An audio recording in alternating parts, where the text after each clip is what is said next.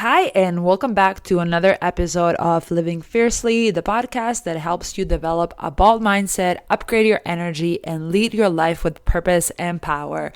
I'm your host, Tiana DeRay, and today's episode is going to hit home if you've ever felt like you're holding yourself back, questioning your instinct, or just constantly overthinking every decision. I don't blame you. I've been there many times. And today we are talking about how to shift from self-doubt to unshakable self-trust and how to build the kind of fierce inner confidence that allows you to act boldly and stand firmly in who you are, even when things feel uncertain. Self-doubt is one of the most subtle, exhausting forms of self-sabotage. It is not always loud. That is a problem. Sometimes it's the quiet hesitation, the over-editing, that constant second-guessing.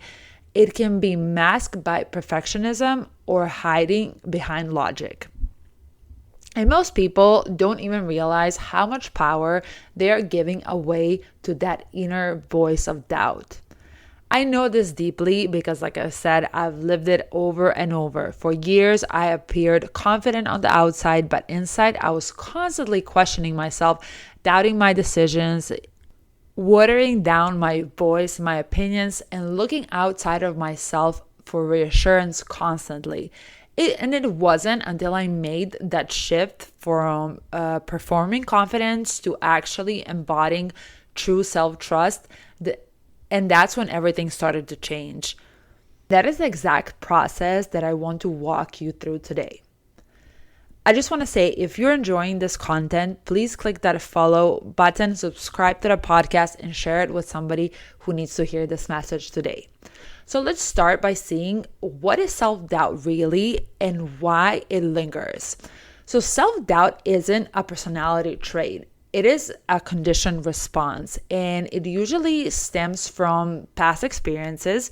Maybe you were judged a lot, dismissed, or criticized, or you failed at something important, or maybe failed multiple times. So your brain created this rule: don't trust yourself and play it safe. This especially happens if you've been criticized a lot, or as a child you were not supported when making mistakes or allowed to have critical thinking. The reality of playing safe is that it actually doesn't keep you safe. It keeps you stuck.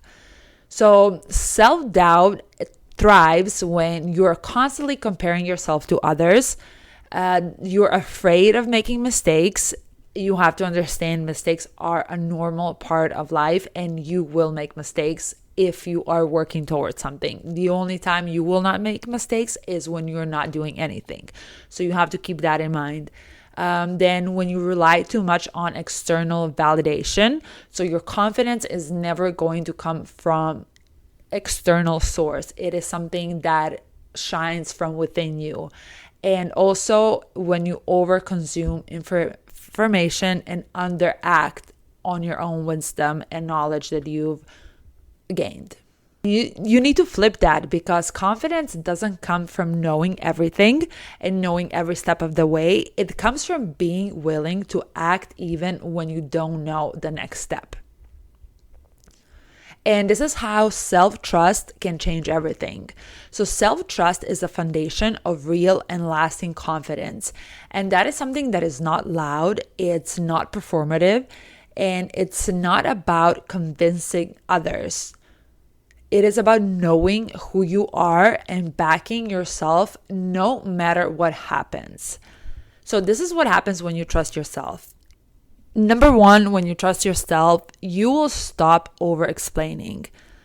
Then you will stop asking for 17 opinions before making a move or making a decision. You will take the leap, even if you still haven't figured it out. And also, you will handle setbacks without crumbling. You will just accept it as a normal part of any action that you are taking. And the energy you give off, it will be unshakable. People can just feel it. Opportunities respond to it, and your world begins to expand around it. Real tools to help you move from self-doubt to self-trust. We're going to get tactical here. Here are the tools that I've used myself and with my clients to rebuild inner confidence from inside out. First, clean up your internal language. If you start paying attention to the inner monologue that you're having with yourself, you will find that you are saying some things that are just not beneficial for you. So perhaps, or maybe you're saying, I'm not good at that. Try by changing that to, I'm learning how to do this better. Or for example, I always mess this up. Try by changing that to, I'm improving every time I show up. Language shapes identity. Every word either reinforces doubt or reinforces power. So whatever these beliefs and these inner monologues are for you, become conscious of them and then change them into something that serves you. Second, stop asking for permission. So the more you outsource your decisions, the more you weaken your intuition and your willpower. So try by making small decisions without asking anyone. So you can start with something small and build the muscle of self-referencing. Confidence will grow from action and evidence. So start giving yourself proof. It doesn't matter how small it is at the beginning, that you can actually trust your own voice. Number 3, create a trust-driven morning practice. So mornings are powerful for reprogramming. So I want you to start your day with 3 powerful statements. I trust myself to make aligned decisions. My instincts are strong and reliable. I've handled everything before and I can handle this too. And say them while you move, while you walk, you breathe, and let them anchor in your system. Trust me, if you start repeating these sentences every morning, you will start reprogramming your subconscious mind and you will start to feel more confident. Number 4, track your courage, not just your results. So what does that mean? That means start measuring your growth by how bold you've been, not just what you have achieved with that move or that action. Maybe that action flopped. You didn't get a result that you wanted, but reward yourself for the courage that you had to take that action. Maybe somebody rejected you, but reward yourself. Hey, I had the courage to walk up to this person. Or maybe, you got rejected on the sales call. Whatever it is, reward yourself for the action that you took, because you want to be taking more of those actions and you are not going to get yes every time. So whatever it is, did you speak up today? Did you show up despite your fear?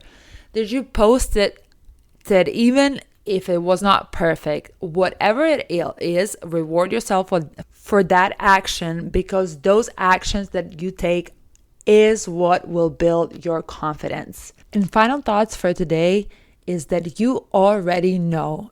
You just need to start trusting that.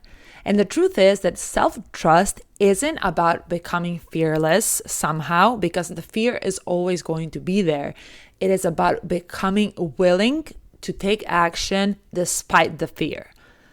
Willing to try, willing to be seen, and willing to trust that you are more capable than you've been giving yourself credit for. You don't need to know every step to start. You just need to stop questioning the step you want to take. And listen, this doesn't happen overnight, but it does happen faster when you start acting like someone who trusts themselves, even if you don't feel it fully yet. And that's how the shift begins.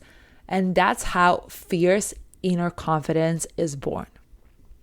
So if this episode gave you even one insight, let it lead to action.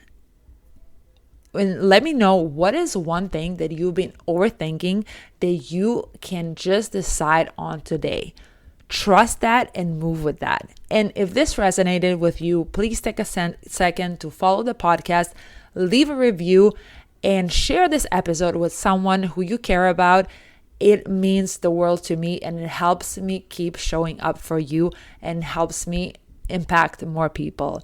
So until next episode, keep leading, keep trusting, and keep living fiercely.